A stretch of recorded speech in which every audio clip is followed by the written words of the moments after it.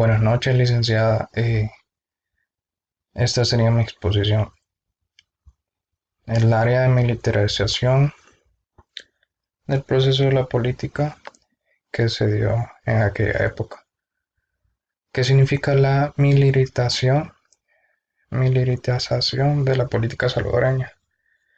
Bueno, como se da el proceso por el cual el estamento militar participa e incide en la sociedad.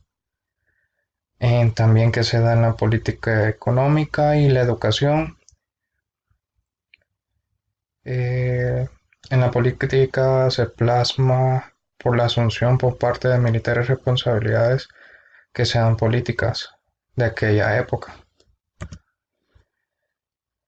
Y lo que se dio en El Salvador, sus orígenes, se basa por el general Maximiliano Hernández.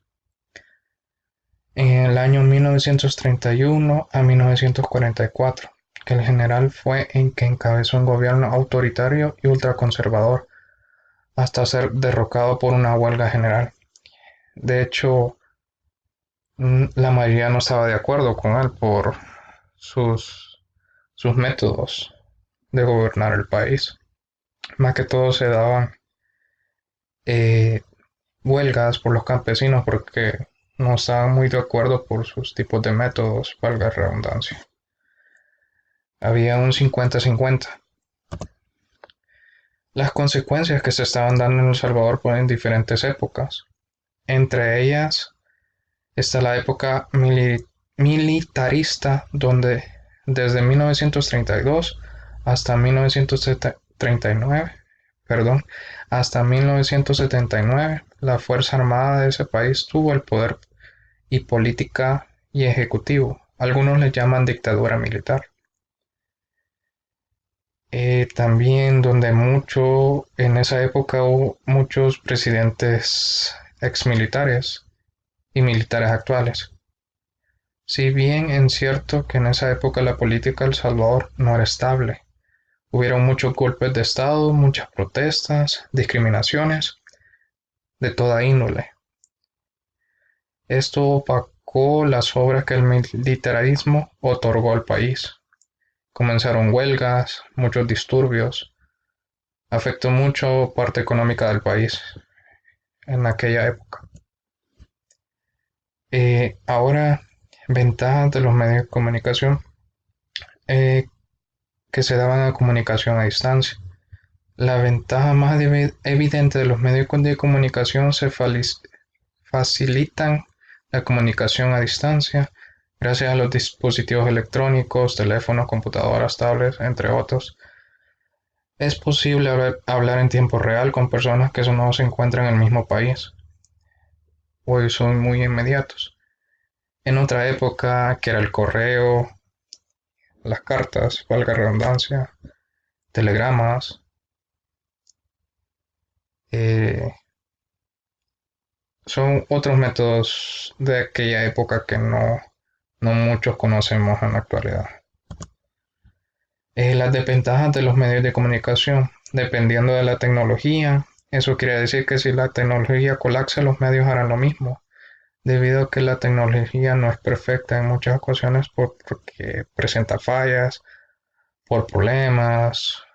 Un ejemplo, las plataformas de las redes sociales que puede fallar WhatsApp, Facebook, muchas otras redes sociales, dependiendo de la frecuencia de los datos que se den. Crean dependencia en los seres humanos. Podemos desarrollar dependencia de los medios de comunicación. El teléfono celular es uno de los aparatos tecnológicos en materia de comunicación que resulta más adictivo en la actualidad. Causas y consecuencias de la reforma agraria impuesta por el coronel Arturo Molina, que generó causas que generó en el país un incremento en el sector industrial, construyó el Aeropuerto Internacional de El Salvador, la presa hidroeléctrica Cerro Grande, el ingenio aguacarero de Jiboa y Jiboa, la central geotérmica de Aguachapán, la televisión educativa, el Banco de Fomento Agropecuario, el Fondo Social para la Vivienda, el Instituto Nacional de Pensiones de los Empleados Públicos. Y las consecuencias que afectaron en el momento que él gobernó, el coronel Arturo Molina. En los últimos meses de su gobierno, la crisis política se intensificó las elecciones presidenciales de febrero de 1977. Hubieron muchas acusaciones contra su persona, que se había cometido fraude a favor del candidato del PCN, Carlos Humberto Romero, protegido de Molina, los grupos armados de izquierda, cuando se dio en aquella época del asesinato en la Universidad UCA,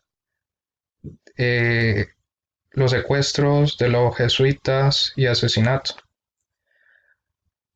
que se dieron por los grupos paramilitares de aquella época, de la ultraderecha. Como digo, que asesinaron a los sacerdotes católicos jesuitas Rutilio Grande el 12 de marzo de 1977 y Alfonso Navarro el 11 de mayo de 1977, que pertenecían a los sectores progresistas de la Iglesia Católica. El propósito principal del acuerdo de paz firmado en Chapultepec fueron un conjunto de arreglos firmados el jueves 16 de enero de 1992 entre el gobierno salvadoreño y el FMLN en el castillo de Chapultepec, México, donde se puso a fin 12 años de guerra civil en el país. Sus causas. El final de la década de 1970 plantea que El Salvador tuvo una grave crisis política. El gobierno general Carlos Humberto Romero no fue capaz de controlar las organizaciones populares a través de mecanismos violentos que se intentó acallar la voz del pueblo. Sus consecuencias. Se estima que dejó un saldo de 75,000 muertos, en su mayoría civiles, si se tiene en cuenta que la década de 1980, la población de El Salvador rondaba de 4.5 millones de habitantes.